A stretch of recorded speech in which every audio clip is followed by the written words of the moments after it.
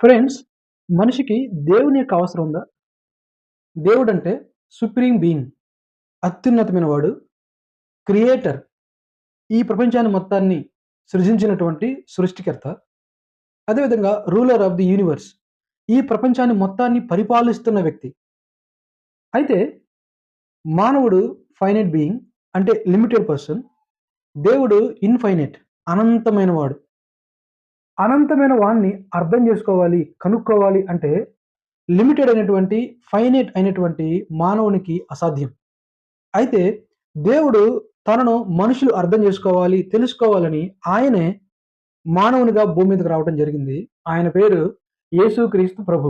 యేసుక్రీస్తు ప్రభువు మానవునిగా వచ్చింది మనం కేవలం ఆయన్ని తెలుసుకోవాలని మాత్రమే కాదు కానీ, నంబర్ 1, ఆయన సుప్రీం బీయింగ్ కాబట్టి, అత్యున్నతమైన వాడు కాబట్టి, మన జీవితంలో ఆయన్ని అత్యున్నతమైన వానిగా పెట్టుకొని, ఆయనకు లోబడాలి అని ఆయన ఈ భూమి మీదకి రావడం జరిగింది.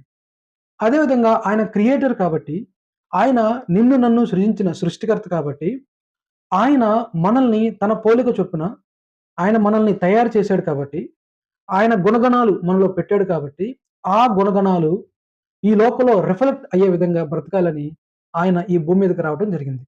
అదే విధంగా ఆయన రూలర్ ఆఫ్ ది యూనివర్స్ కాబట్టి, ఈ ప్రపంచాన్ని పరిపాలిస్తున్న మహోన్నతమైన దేవుడు కాబట్టి, ఆయన పరిపాలనలో మనం ఉండాలని, ఆయన అధికారానికి మనం లోబడాలని, ఆయన్ని మనం ఏలనివ్వాలని ఆయన ఆశ.